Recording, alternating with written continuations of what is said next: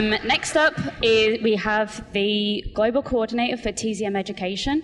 It looks to help members of the Zeitgeist movement pass on the message of the fantastic possibilities and potential for a resource-based economy and what that could have for the future. He goes into schools. So far he's been into 4 schools and been invited back to all of them, which is pretty good, as well as 1 university, and he has future dates booked. So before we go any further, I'd just like to introduce James Phillips. Wherever you are. Yes, hello. My name's James Phillips. I'm from the UK chapter. Slightly out of breath from running all the way here. First of all, I'd like to give my sincere thanks to the Vancouver chapter for having me here today. It's a pleasure and an honour to be here. Excuse me. I help coordinate a website called TZM Education.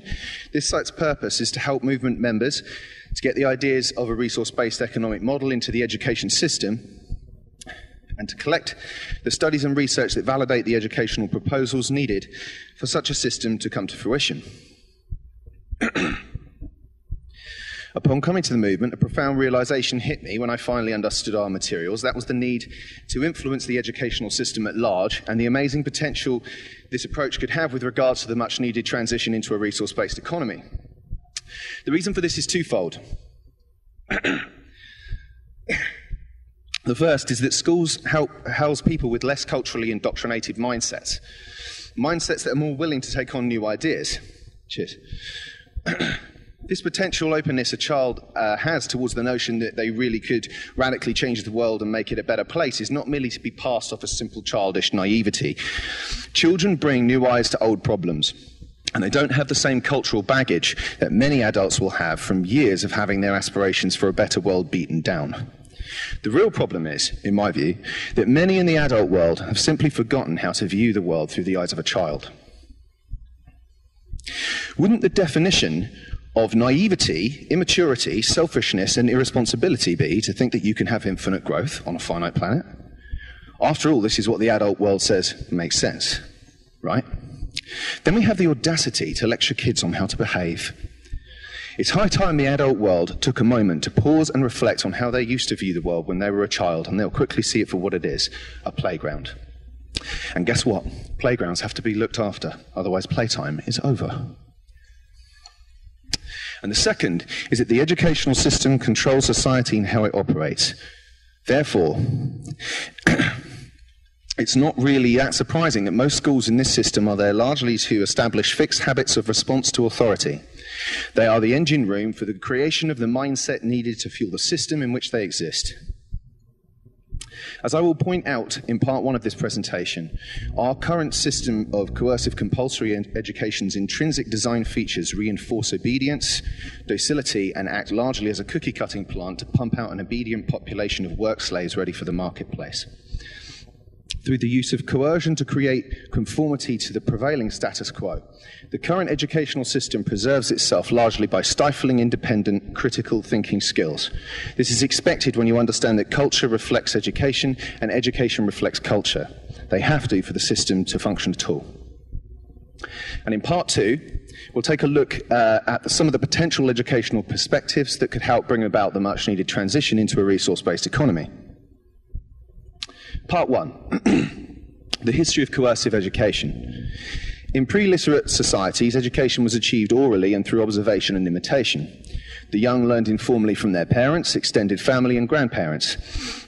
And at the later stages of life, they received instruction of a more formal nature imparted by people not necessarily related in the context of initiation, religion, or ritual.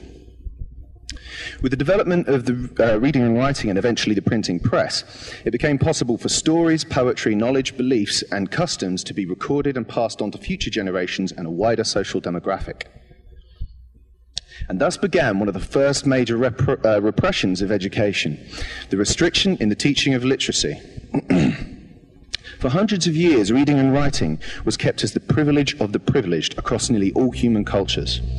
The power establishment of monarchs, church, and state realized that knowledge was a dangerous liberty to afford the masses under their control, and so they restricted its teachings to the upper echelons of society in order to help preserve their position of dominance in their given culture.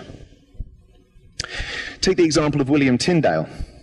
He was the first to translate considerable parts of the Bible into English from the direct translation of the Hebrew and Greek texts, and the first to take advantage of the new medium of print, which allowed for its wide distribution. Was he to be thanked for the spreading of the Holy Scripture to the common man by the church leaders of his day? No. This was taken to be a direct challenge to the hegemony of the Roman Catholic Church and a combination of this defiance against the ruling cardinals and his opposition to King Henry VIII's divorce from his then wife Catherine of Aragon at the time on the grounds of it being unscriptural led to him being tried for heresy, choked, impaled and burnt at the stake. So whilst Plato's Republic is widely credited with popularizing the concept of compulsory education in Western intellectual thought, it was not until the time of Martin Luther and the Reformation in 16th century Europe that the first compulsory systems of education were set up. The aims of this were, in the words of John Knox, a leading Protestant clergyman at the time, to instill the virtuous education and godly upbringing in the youth of the realm. This was an early sign of the recognition on the part of a given culture's elite to educate the children of that society towards preserving their interests. From here, the journey to the importance we now place on a universal compulsory education for all has been arrived at through a variety of different twists and turns in cultures around the world, ranging from the desire of the church to permeate society with its teachings, to the economic demand for apprentices in varying industries and professions. The current system of state-prescribed education up to 16 years of age is actually a rather recent development, with many of our current educational approaches being born out of the economic, technological, and philosophical era of the Enlightenment and the Industrial Revolution. Due to the advocation of the absence of government involvement in the running and regulating of the capitalist structure of the day, there were little or no regulations imposed upon factory policies. This allowed the wealthy, upper and middle class owners to pursue whichever path was most profitable for them, regardless of the well-being of their workers. Since workers, especially women and children, were labouring for anything up to 18 hours a day, there was very little family contact. As a result, children received very limited education, had stunted growth, and were sickly. Families often lived in slums. With little sanitation, infant mortality skyrocketed, and during the early Industrial Revolution, 50% of infants died before the age of 2. Naturally, this caused a rise in attacks, both physical, political, verbal, and cultural, against the ruling political and capitalist class structure of the day. These acts, passed in 18th and 19th century England, show a clear trend towards the rise in the living and working standards of the masses, and eventually the implementation of a state-sponsored education system. It should therefore be no surprise that the educational system that arose from this era reflected a factory-style approach towards learning. The Enlightenment view of reductionism, siphoned through the early ideals of early free-market capitalism, saw humans as objects that needed to be controlled, just like the resources used for production. The educational model that has perhaps impacted modern Western schooling more than any other is that of the Prussian Empire of the early 19th century. So let's take a quick look at how this came about and what its ruling principles were. The Kingdom of Prussia decided upon their defeat to Napoleon in the Battle of Jena in 1806 that the principal reason for their defeat in the battlefield was the fact that their soldiers were thinking for themselves rather than following orders. Their solution was the implementation of a free state-prescribed 8-year compulsory educational curriculum for all children. The purpose of this system was not only to provide the skills of reading and writing and arithmetic for the purpose of the early industrialized world, but also the need for duty, discipline, respect for authority, and the ability to follow orders. The Prussian system was designed to instill social obedience in its citizens through indoctrination. Every individual had to become convinced in the core of their being that the king was just, always right, and the need for obedience to his rule paramount. As the German philosopher Johann Gottlieb Fichte, who was a key influence in the implementation of this system, once said, "If you want to influence the student at all, you must do more than merely talk to him. You must fashion him, and fashion him in such a way that he simply cannot will otherwise than what you wish him to will." An important part of the design of this system was for the state to prescribe what was to be learnt, when it was to be learnt, and how long to think about it.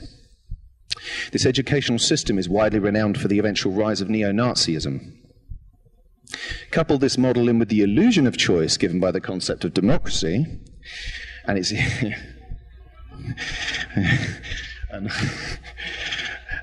And it's easy to see why we have such a docile, obedient, and subservient population today. Progress has indeed been made from the days of the cane and dunce's cap, but nonetheless, a model of state-enforced education based on working hard rather than thinking hard is still in operation structurally. It's largely based on rote learning and the memorization of facts in exchange for rewards and punishment for the dissenting pupils in the ranks if the subscribed subject matter is not adhered to. Prescribed, sorry. Critical thinking, problem solving, and independent thought cannot be allowed to enter its metric of value. This point is well made by author and teacher John Taylor Gatto in the book Dumbing Us Down. The very stability of our economy is threatened by any form of education that might change the nature of the human product that schools now turn out. The economy school children now live under and serve would not survive a generation of young people trained, for example, to critically think. People who are confident, independent, self-assured, and critically analytical don't make very good consumers, I'm afraid.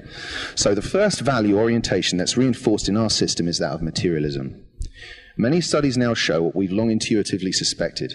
That is that past a certain point, material wealth and acquisition do not add up to us being happier. People focus more on materialistic pursuits when they feel insecure, inadequate, fearful, and anxious. Keep this in mind when we run down the design features of our current educational model, as I will point out that these tendencies are built into its design intrinsically. People actually think that they must buy things they don't need to make impressions that won't last onto people they don't know in an attempt to secure their position of worth in society.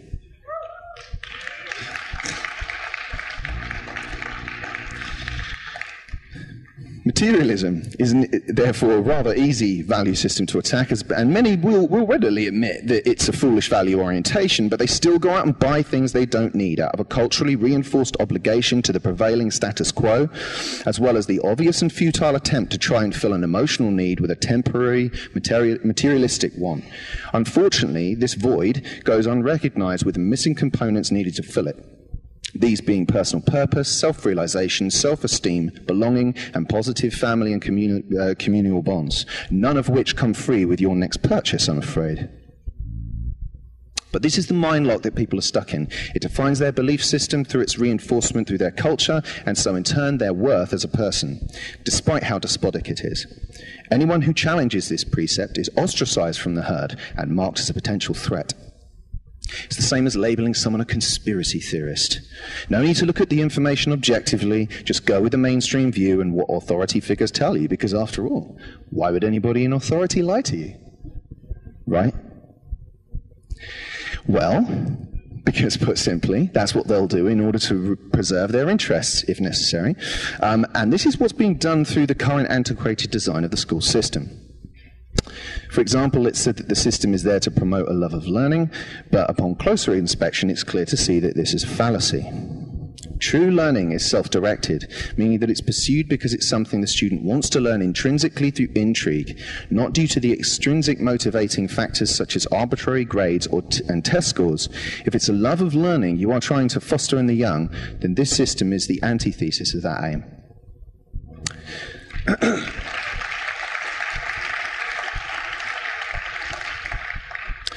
The 7 main design features of the coercive educational model are pointed out again in the book Dumbing Us Down. They are confusion, class position, indifference, emotional dependency, intellectual dependency, conditional self-esteem, and surveillance. So,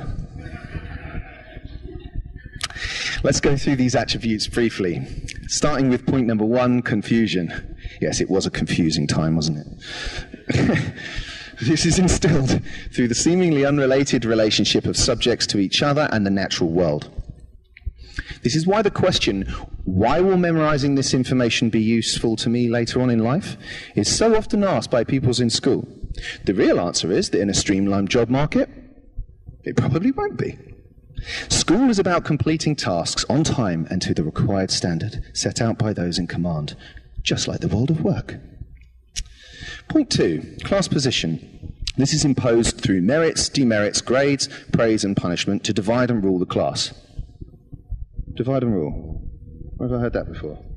The lower the grade, the more contempt there is for the person from his peers and parents and authority figures. The competitive classroom model brings the conditioning process of the world of work into play by reinforcing the notion that you must climb upon others in order to receive reward from authoritarian figures, and this is achieved by pleasing those in that position of authority. Point 3, indifference. Indifference is another needed attribute of this educational system. You must show your enthusiasm for a given topic and respond in the subscribed way for authoritarian favour, even if you find the subject and the way it's being taught uninspiring and dull. This is perfect for the world of work, because even if you hate your job, you still need to pretend that it's the best and most amazing thing that's ever happened to you. Who knows? If you're a really good boy or girl and show us how interested you are in the meaningless, boring, and most likely pointless tasks set out for you, then we may just give you some more debt slip tokens in next month's goodie bag, or a nice little word title in front of your name. Lucky you. Another way of instilling this attribute of indifference is by the ringing of bells. This is a classic operant conditioning technique, signifying a break in concentration of the student. It promotes the subconscious idea that no task is worth thinking too deeply about, and that when the boss says it's time to move along to the next workstation, well, it's time to move along to the next workstation. Like the memory hole in 1984, the ringing of bells serves to destroy both past and future, making every interval of time, just like the last, helping to reinforce a state of permanence in the very fabric of the reality prescribed by Big Brother. Point 4, emotional dependency. Through the mechanism of punishment and reward, it's easy to make sure that self-esteem is dependent upon whether the person in the position of authority says you can feel that way about your actions. It's easy to see how this one-size-fits-all educational system is not designed to do anything other than reinforce uniformity and obedience to the prevailing status quo. Point 5, intellectual dependency. Good students wait for the teacher to tell them what the truth is. The prescribed curriculum is all that's relevant, so we must wait for those in the positions of authority who possess the relevant knowledge and information to deliver it to us on a spoon. Deviation onto a chosen path of interest is prohibited. Point 6, conditional self-esteem. People must be told what they are worth by those in the know. They are allowed to feel good about themselves when they're told they can. This is further perpetuated by the imposition of grades and mandatory standardized test scores being sent home, so that the shame and pride aspect can be reinforced yet again by more authoritarian figures in the form of a child's parents. The system, as pointed out earlier, could simply not take an influx of self-evaluating, confident, objective, critically thinking, and emotionally stable people. And finally, point 7, surveillance. Lack of privacy is another necessary attribute to reinforce in a system of dictatorial control. Class changeover lasts close to 300 seconds to limit promiscuous fraternization. Children are encouraged to snitch on each other so that Big Brother can remain informed of the behavior of its minions at all times. Of course, the domineering force of the state can't end at home time. It must be continued on with a second shift in the evening called homework.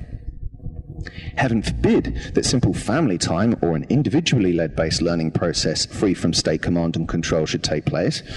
And just in case you do get any funny ideas, then we have television, with its corporate-owned advertising agenda to perpetuate the values, emotions, and set patterns of behavior required for the mindless obedience and consumption awaiting you in adult life. It's important to note that there are many well-intentioned and good teachers out there. Many of them feel the same way about this system, and they are often under immense pressure to turn out good results.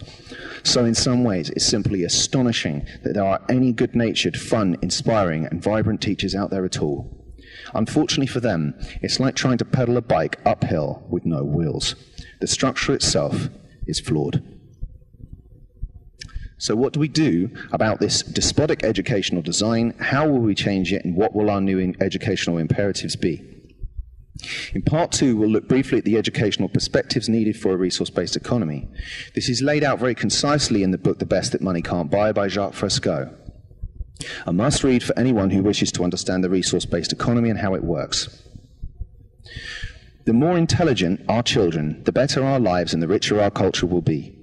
Every child using drugs and living a life without direction and purpose is damaged life that we will have to pay for in the future. It is our children who will inherit the future. With the proper information and nurturing, they will understand that Earth is a fantastic place capable of providing more than enough for the needs of everyone. The attributes of this educational model for a resource-based economy are then outlined in the same chapter, some of which are working towards regarding the world's resources as a common heritage, transcending the artificial boundaries that separate people, outgrowing political governance as a means of social management, utilizing the highest quality products for the benefit of the world's people whilst eliminating planned obsolescence, encouraging the widest range of creativity and incentive towards constructive endeavors, arriving at methodologies through careful research rather than random opinions, and providing not only the necessities of life, but also the challenges that stimulate the mind whilst emphasizing individuality rather than uniformity.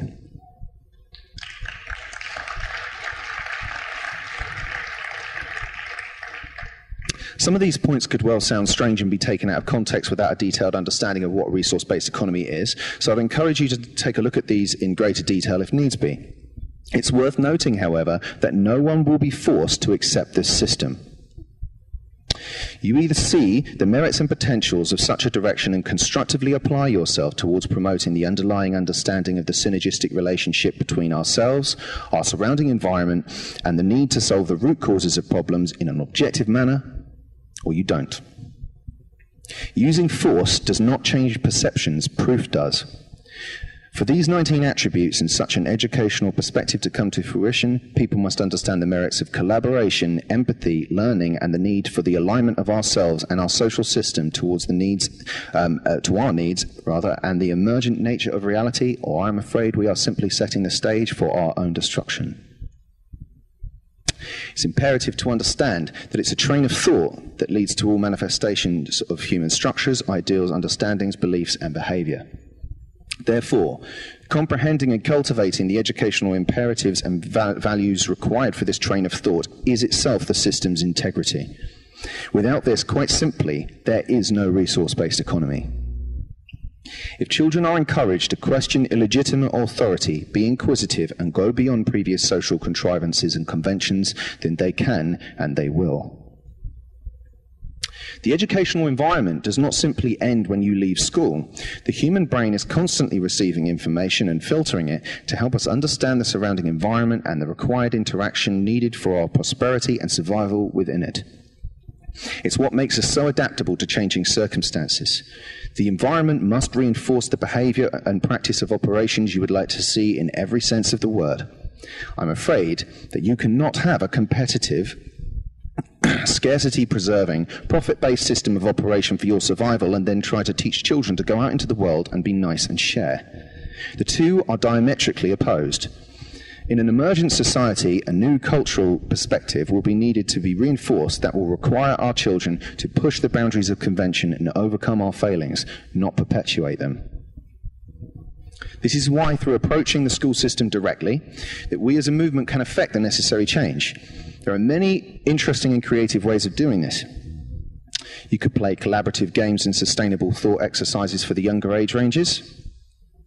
You could present new and more efficient technologies such as hydroponics, maglev trains, systems, nanotech, and alike that will help to open slightly older minds to the marvelous and unlimited potential the future could hold. Or you could talk at higher school levels and universities about a resource-based economic model explicitly. This is one of the principal aims of TZM education, to share and provide ideas and materials in order to help members to go into educational institutions and talk about these ideas with students, parents, and teachers. Best of all, we're not alone. There are many forward-thinking models of education adopting new approaches towards learning now. Whilst these educational systems are not entirely those of a resource-based economy, some, including Rudolf Steiner schools, the democratic school system, homeschooling, the Montessori school, and even whole countries like Finland are heading in the right direction. Whether it's science, maths, or reading, Finland regularly comes out on top in all internationally comparative tests and has no failing schools. Importantly, it also scores highly in levels of child happiness too. Does it do this by a draconian, top-down, authoritarian management of education? No, quite the opposite, actually. Children start school later at the age of 7 to build excitement and strong familial bonds. The school day is broken up with far more regular intervals for unmonitored play, helping to build trust between the teachers and children. Teachers are held in the highest regard and they are highly educated. There are often 3 teachers to a class in order to help struggling children. Teachers are called by their first names and they stay with the children from ages 7 to 13, helping to build an understanding and relationship with the child and their parents. Class learning is a collaborative effort rather than a competitive one, and the same is true between schools as there are no school league tables in Finland. Because Finland has no failing schools, there are subsequently very few private schools, and any that do exist are state-funded. There are very few tests, instead choosing to base academic ability on assessment, and there is virtually no homework, and they are better for it.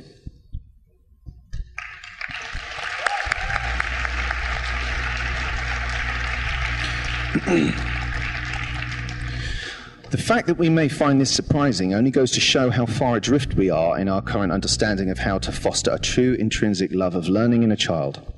I expand upon this point in greater detail in last year's TZM education presentation in London, so I'd encourage you to go to the site and give it a watch, but needless to say that learning is not something that needs to be forced, but instead it needs to be made interesting, fun, and focused on the positive development and needs of the child, in turn helping them to become happy, empathic, critically thinking, thriving members of society. This was supposed to come up when I clicked the slide.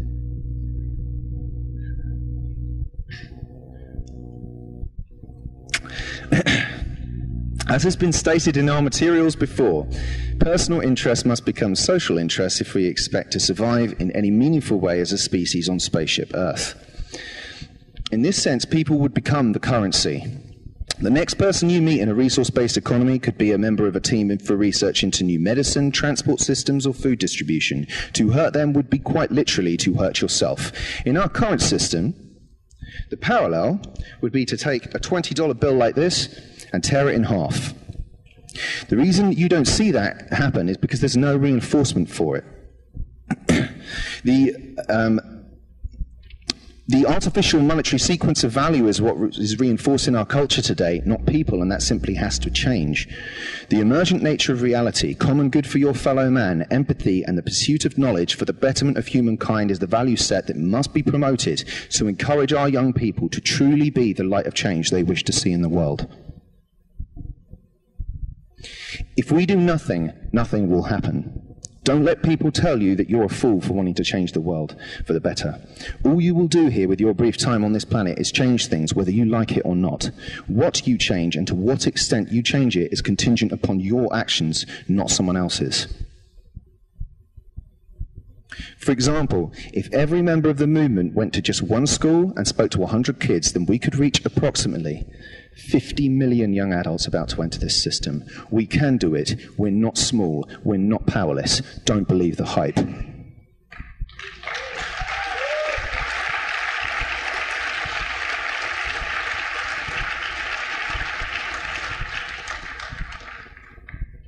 Because quite frankly,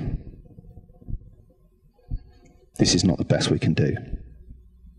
And I, for one, will not stand for it. I will not allow my children to grow up in a world that thinks that a system that lets billions starve whilst a few prosper is the best we can do. For a species that's capable of so much, we are failing in all the areas it really matters the most, and for no other reason than an outdated game we created thousands of years ago called money. I vow that as long as there is air left in my lungs and blood running through my veins, that I will not stand by and watch whilst millions of mirror images of myself continue to suffer and die needlessly for nothing other than the false adulation of meaningless pieces of paper like this. It only has the value that we place in it, and I, for one, personally think that this shit has got to go.